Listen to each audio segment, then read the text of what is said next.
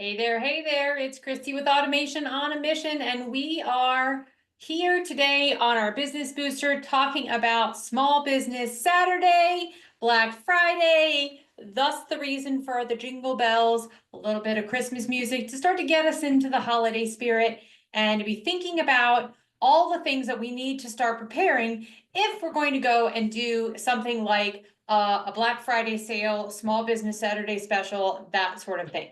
So today is part one of a two-part series where we are talking about how to go and launch your successful small business strategy. So let me share my screen and we are going to dive in.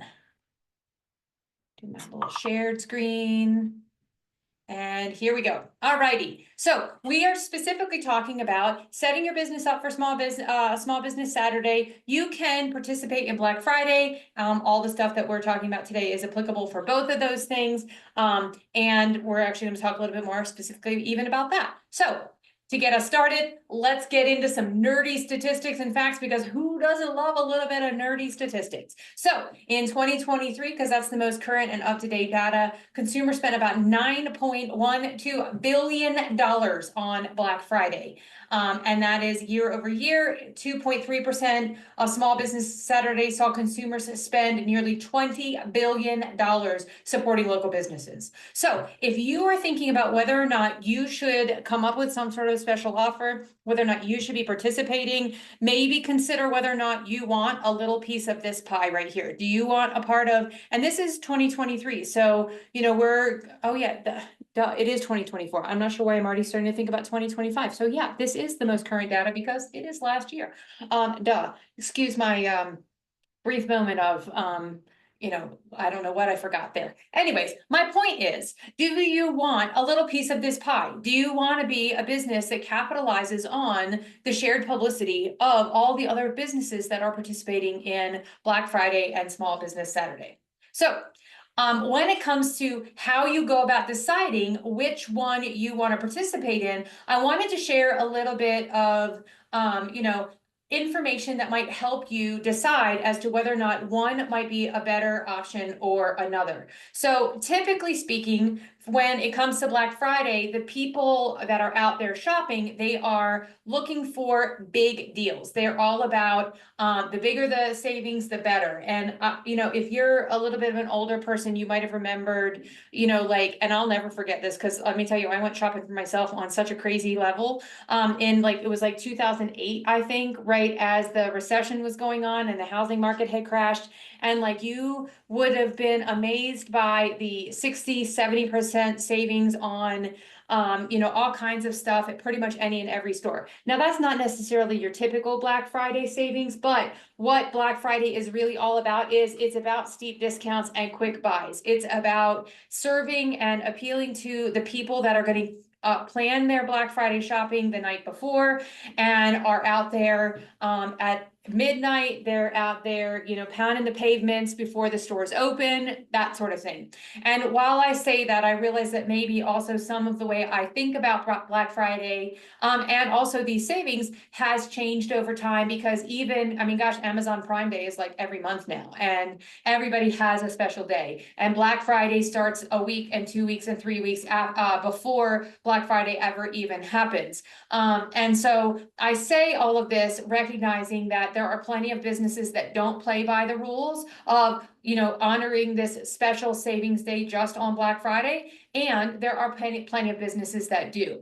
So as you're trying to decide, is Black Friday a better day for you to build your marketing around, or is Small Business Saturday? That's what Black Friday is typically known for. Whereas Saturday is all about supporting local and independent businesses. It's about helping the little guy. It's about that meme that we see about supporting our friends and our family instead of helping Jeff Bezos get another private yacht. And so, if you're trying to figure out, do you want to capitalize on the bargain shopping, or do you want to capitalize on people that are out shopping specifically to support local businesses, independent business owners, that sort of thing?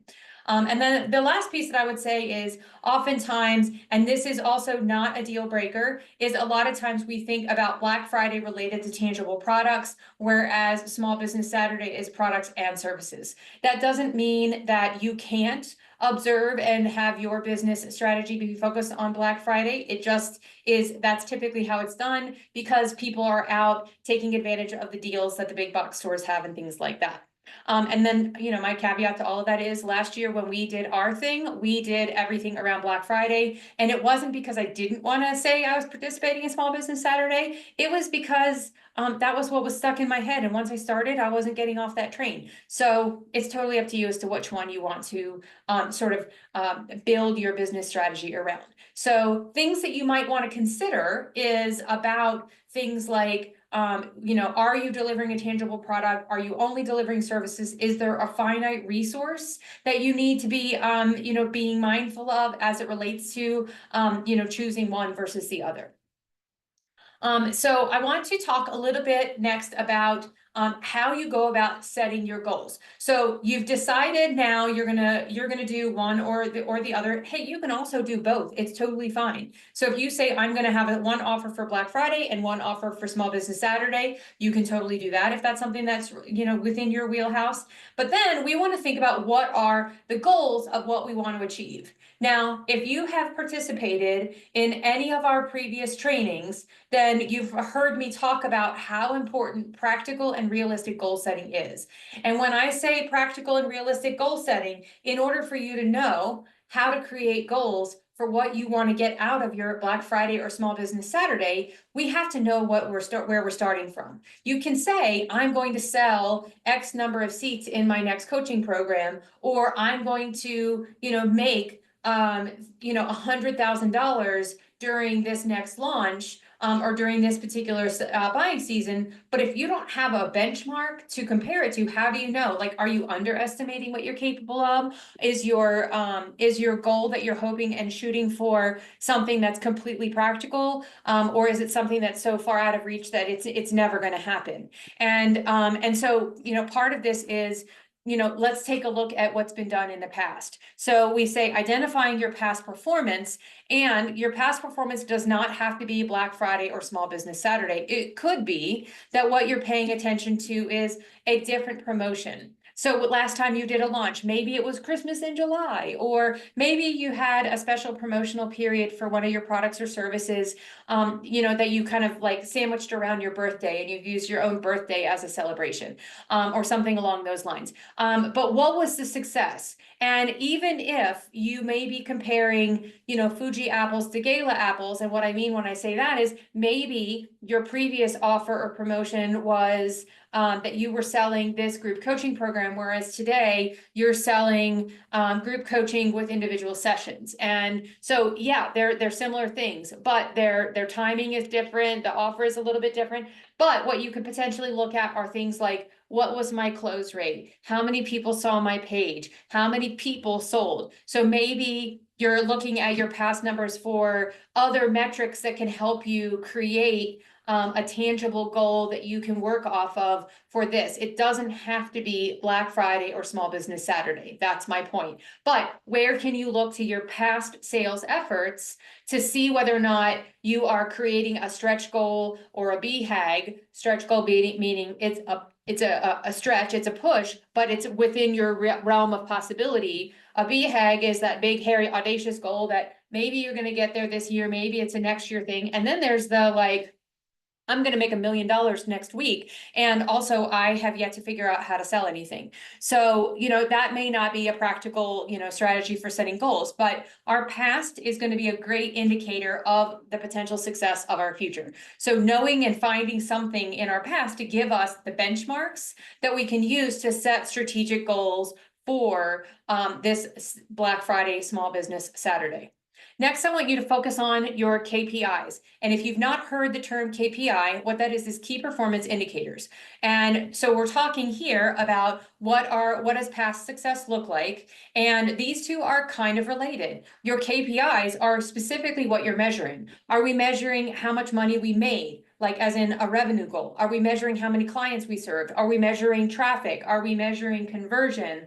Are we measuring exposure? And it's not like you have to choose one or another. It could be that you're choosing multiple things. And so you're saying, I want to make $13,000. I want to sell X number of this product, and I want to sell X number of this product. And then you set out to create the path by which you achieve both of those two things. So when we talk about KPIs, they can be multiple things that you're tracking your performance on. And the more clear you are on what those things are today, the next time you go down this road, you have those benchmarks and those KPIs to use to help you create and identify your next set of goals for the next time you do a launch.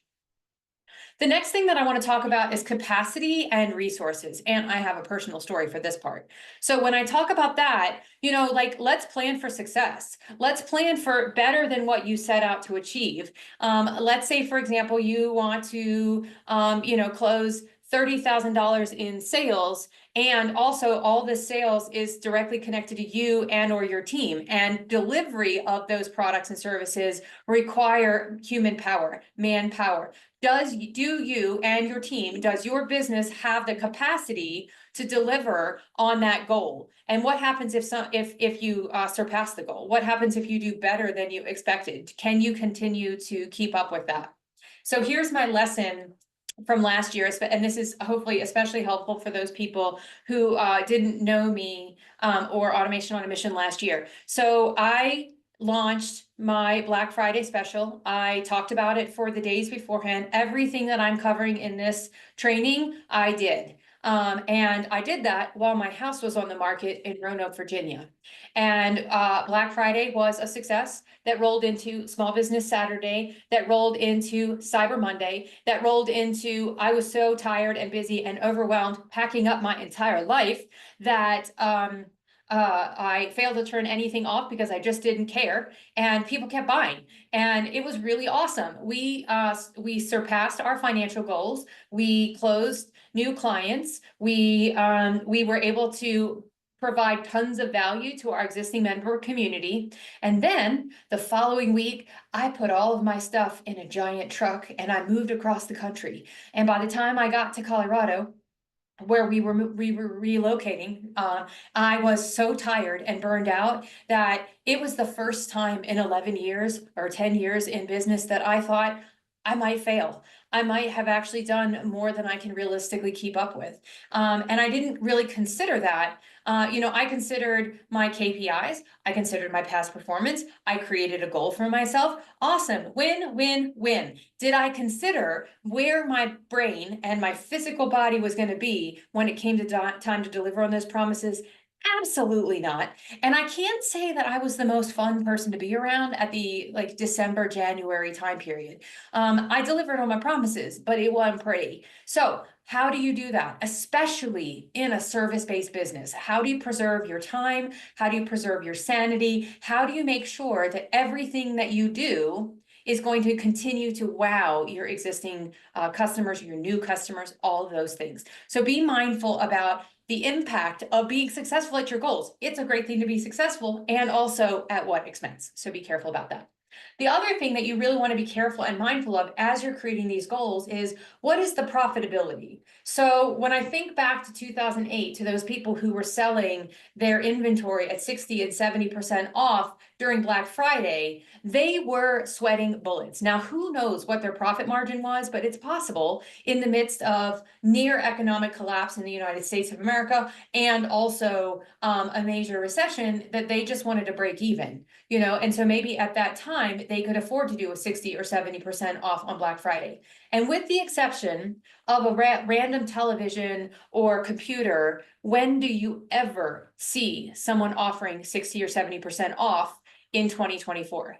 You don't. So Black Friday sales, Small Business Saturday sales, holiday sales are usually 20 or 30%. And the reason that we see that as sort of like as good as it gets is because profit matters. So when you're deciding whether or not you want to continue to lower the price of a particular product or service, we have to understand what our profit margin is. So if you say this is how much it costs, let's say, because I don't do math, let's say your product costs $100 for you to execute, and you sell it for $250. So your profit margin is $150. If you give them 50% off, now your profit margin is $50. So, or something, you know what I mean? Something close to that. See, this is why I don't do math.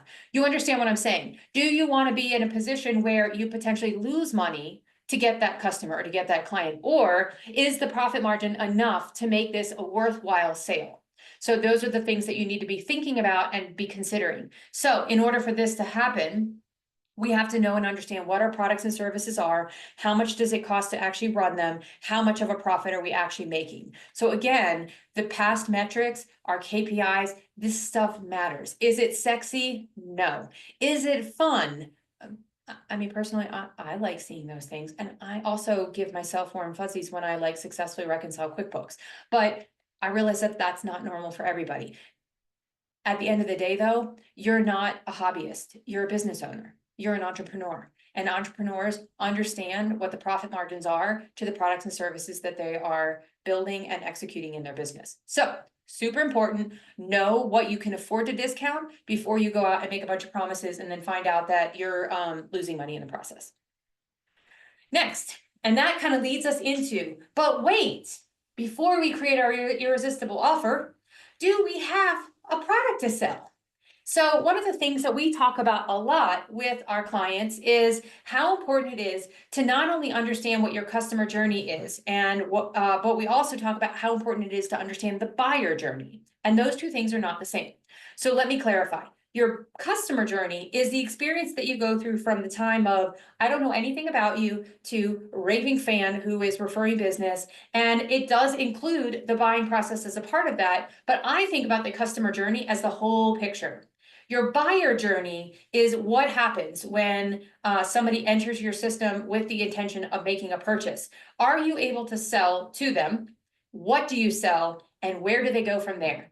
So if the first offer as a part of the buyer journey is your core offer, maybe you have a downsell underneath, but your core offer, and again, math, not my skill. So let's say that your core offer is $200, and that's your specialized offer. And your continuing program is, maybe it's a bigger investment, or maybe it's a renewal of the existing $200.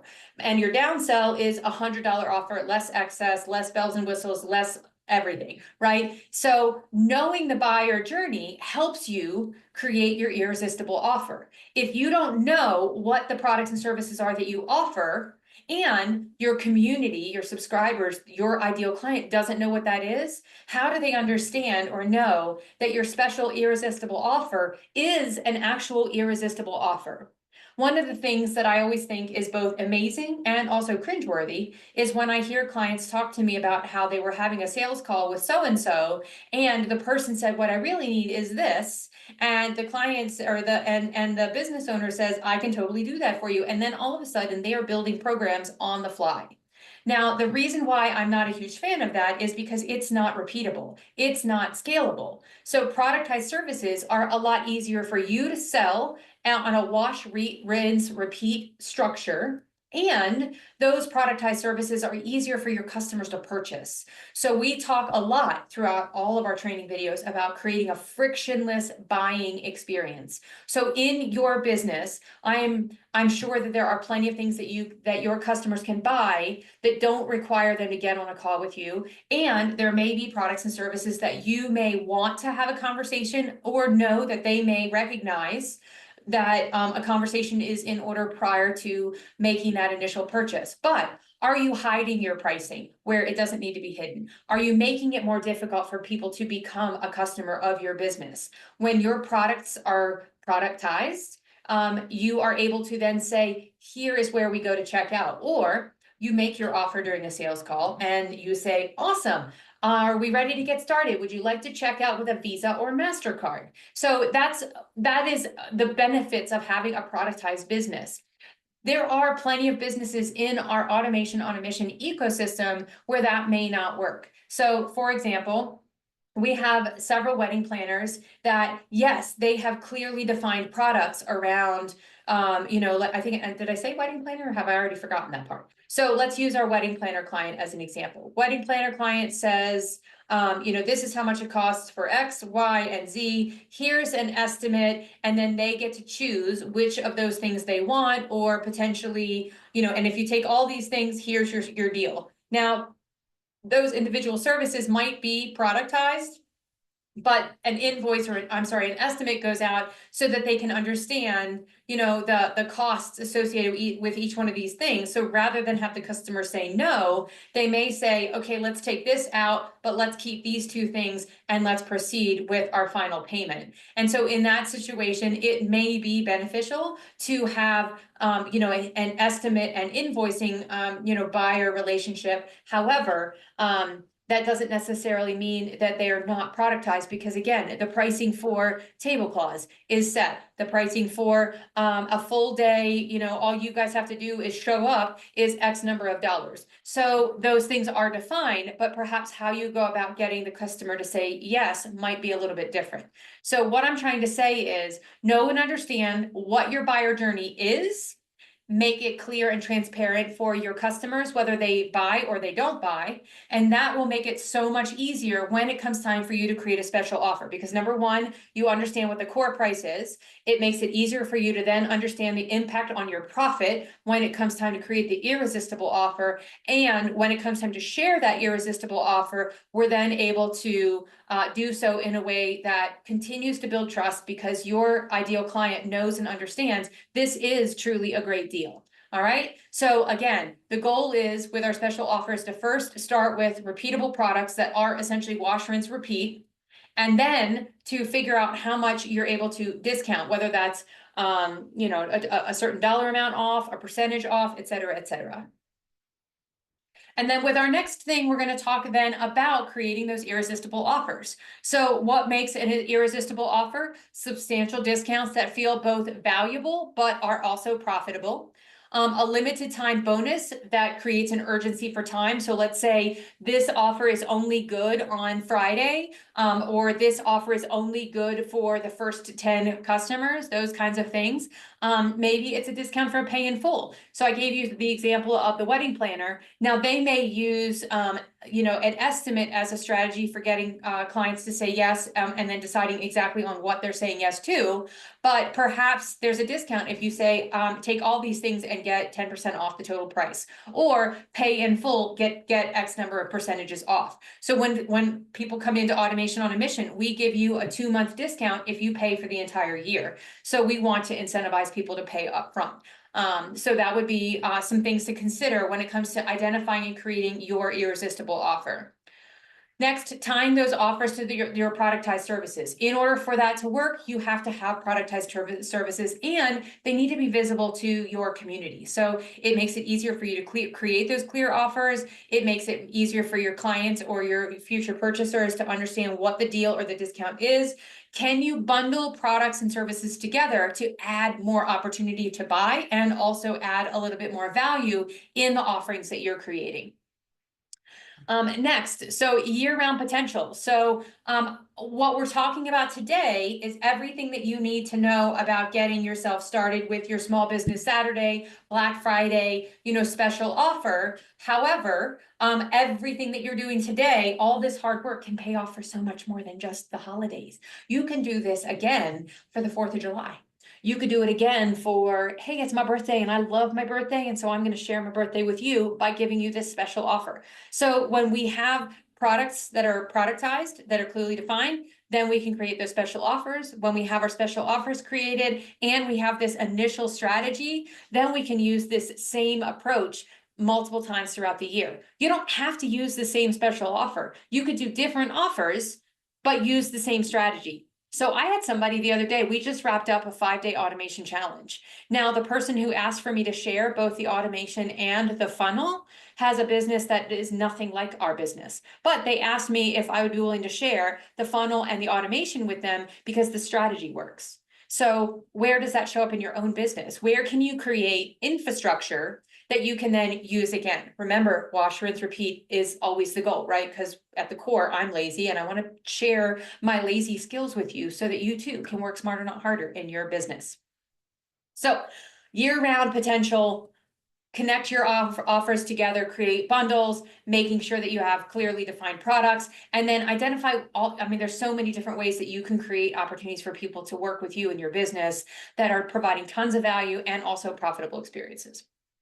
Okay, and then as we wrap up, now it's time to talk about building your campaign. And so this is not so much a timeline of the things that you need to do or the order that you need to do them in. It is specifically for you to be thinking about the elements that go into building your successful campaign. So the first one is marketing channels. Where are you going to market your offers? So, and I will say that number one issue with lead generation, number one issue with sales opportunities in general is this is not fleshed out enough for most of our clients.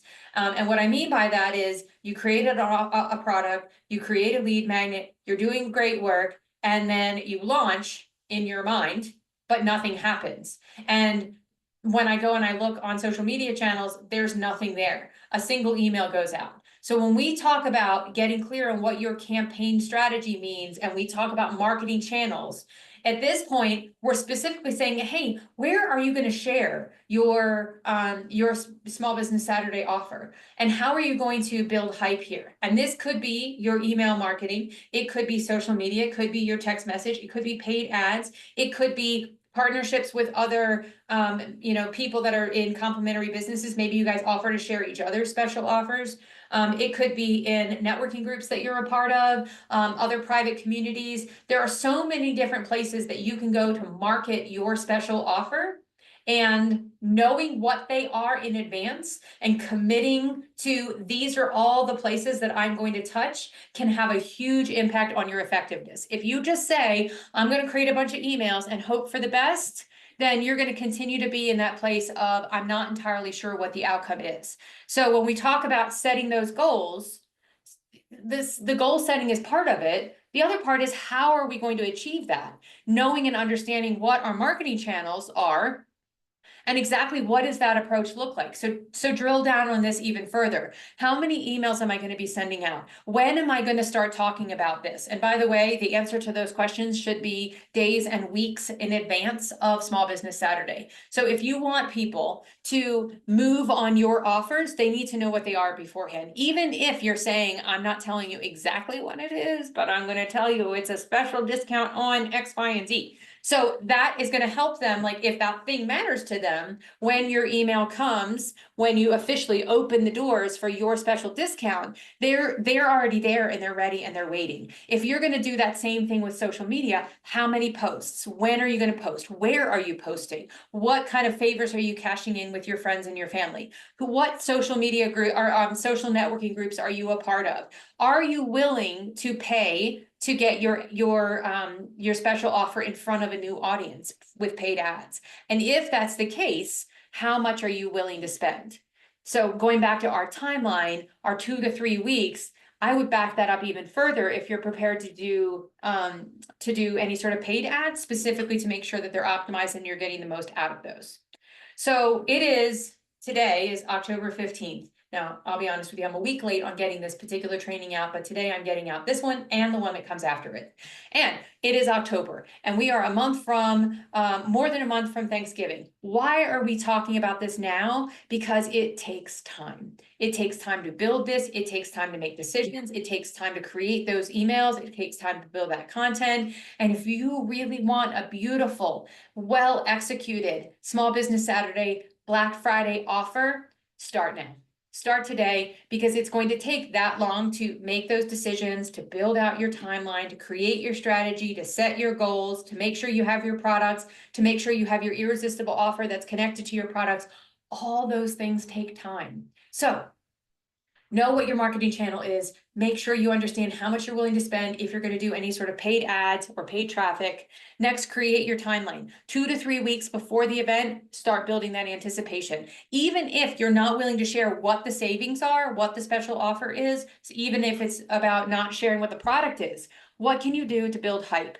So If you think about how much money is moved through Black Friday and Small Business Saturday alone, imagine what businesses are doing on an email marketing and social media strategy or on their own advertising strategy to be effective. So if your first email doesn't go out until the day that you open your cart, you're competing with probably literally hundreds of emails in their inbox.